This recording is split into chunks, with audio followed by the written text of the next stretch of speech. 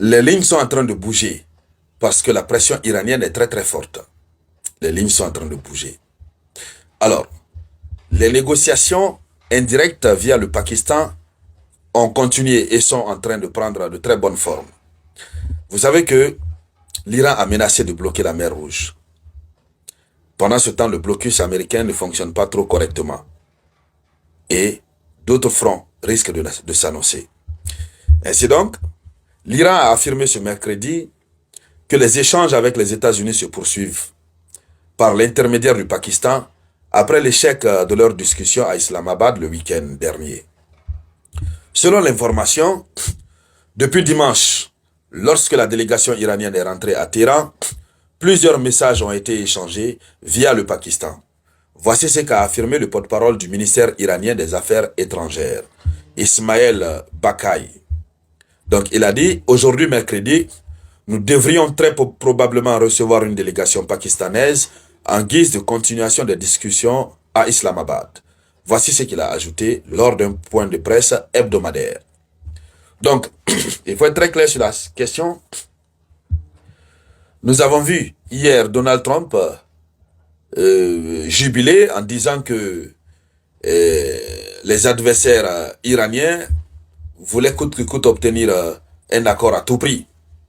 Et je vous ai dit hier que, si vous vérifiez bien, c'est Trump qui est en train de forcer la situation pour avoir un accord. Parce que l'Iran est toujours resté sur sa position. Mais comme c'est le Pakistan qui a initié, évidemment la vérité vient d'éclater. Les Pakistanais ont continué à échanger avec les États-Unis d'Amérique et avec l'Iran sur une possible rencontre. Et tout porte à croire que ce week-end, il y aura encore une retrouvaille à Islamabad. Tout porte à croire. Mais dire que l'Iran est terrassé, ou que l'Iran a été vaincu, ou que l'Iran a cédé, c'est faux, ce n'est pas vrai. L'Iran n'a pas du tout cédé. Et l'Iran ne cherche pas à avoir un accord coûte que coûte. Sur le plan de la diplomatie, l'Iran veut avoir un accord. Pour avoir la paix, bien sûr. Mais un accord qui est à l'avantage de l'Iran, qui respecte le droit de l'Iran à enrichir son uranium. C'est pourquoi, toujours en ce mercredi, et le même porte-parole a... je crois que c'est le même porte-parole, si je ne fais pas erreur, voilà. Oui, c'est le même porte-parole. Il a réaffirmé quelque chose que Washington et Israël ne veulent pas entendre. Alors, nous allons voir sa déclaration. Si c'est l'Iran qui est en train de courir bec et ongle derrière un accord, est-ce que de telles déclarations peuvent sortir? Voyons la déclaration. Le ministère iranien des Affaires étrangères a réaffirmé ce mercredi 15 avril 2026 le droit incontestable pour Téhéran d'enrichir de l'uranium. Donc le ministère a réaffirmé le droit incontestable, c'est-à-dire c'est un droit qu'on ne peut pas contester. À plus forte raison de parler de concession, c'est un droit subjectif qui revient à l'Iran. Pourquoi dire à l'Iran laisse ton droit? Et lorsqu'on parle de ces droits subjectifs que l'Iran est en train de brandir, c'est comme le droit à la vie. On peut venir dire à quelqu'un, bon, pour des raisons de sécurité mondiale, il faut renoncer à ton droit à la vie. Accepte de renoncer à ton droit à la vie, ou bien accepte de renoncer à ton droit à la nourriture, pour telle raison. Mais la personne ne peut pas accepter. C'est approximativement, je dis bien approximativement, la même chose qui arrive. On demande à l'Iran d'abandonner un droit qui lui est consacré par les textes internationaux. L'Iran a le droit d'enrichir son uranium pour le nucléaire civil. C'est ce que tous les autres États du monde font. Mais pourquoi, lorsque c'est autour de l'Iran, on veut l'empêcher? Pourquoi? C'est là où l'Iran se demande. Et c'est à partir de là que beaucoup sont en train de soutenir l'Iran, puisqu'ils voient une vraie injustice internationale affichée, de l'hypocrisie internationale contre l'Iran. C'est ça la véritable raison. Donc, l'Iran a réaffirmé son droit incontestable d'enrichir de l'uranium à un niveau qu'il a toutefois estimé négociable. Donc, le niveau peut être négociable. L'Iran peut accepter que le niveau d'enrichissement soit négociable. On peut dire, bon, vous n'allez pas enrichir jusqu'à tel niveau parce que quand ça arrive jusqu'à tel niveau, c'est le seuil très proche du nucléaire militaire. l'Iran peut accepter d'abaisser le niveau. Ça, ce sont les négociations. Et dans les négociations, il faut céder un peu. Voilà, même si ça ne te plaît pas, il faut céder. Et c'est sur cette partie que l'Iran veut céder. Mais l'Iran ne peut pas descendre en deçà, à plus forte raison, dire que il faut déplacer l'uranium, envoyer ailleurs, ou bien se débarrasser de son uranium. Non, l'Iran ne veut pas de cela. Et l'Iran ne va pas le faire.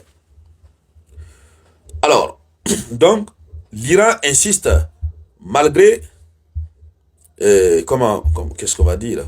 Voilà, l'Iran insiste. Donc, l'Iran dit que le droit au nucléaire civil ne peut être retiré sous la pression ou à travers la guerre. Donc, quelle que soit la pression, quelle que soit la guerre, ce droit au nucléaire civil ne peut lui être retiré.